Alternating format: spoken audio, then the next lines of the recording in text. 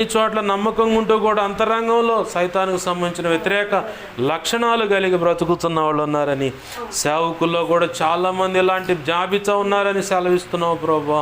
అయ్యా, సేవకులతో నువ్వు మాట్లాడుతున్న ఇదిగో ఉన్నది ఉన్నట్టుగా ఈ పొరపాటు జరిగింది కాబట్టి ఆ పొరపాటును సంఘం ఎదుట ఇదిగో తండ్రి దేవా ఓఫిరయ్య గారు, దేవా ఉన్నది ఉన్నట్టుగా ఇదిగో ఈ బోధ తేడా చేశాను నేను, కాబట్టి ఇదిగో ఇది తప్పు అని చెప్పని ఒప్పుకున్నాడు.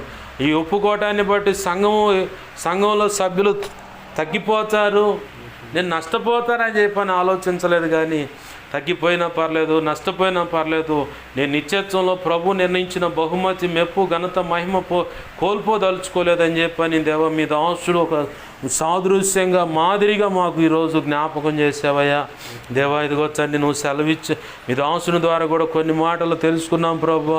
ఇదిగో నిత్యత్వాన్ని సంపాదించుకోవటానికి ఈ భూమి మీద ఆస్తులైనా కోల్పో, వ్యక్తులైనా ఎడమైపో, ఇదిగో కావాలంటే బంగారం డబ్బైనా కోల్పో, ఆరోగ్యమైన కోల్పో, కానీ నిత్యత్వాన్ని మాత్రం కోల్పోవద్దు. దేవుడు నిర్ణయించిన మెప్పు ఘనత మహిమ బహుమతులు కోల్పోవద్దు. నిత్యత్వంలో ప్రవేశాన్ని కోల్పోవద్దు. వధువులో దేవుడు నిర్ణయించినటువంటి ఉన్నతమైన ఆశీర్వాదాన్ని నువ్వు కోల్పోవద్దు.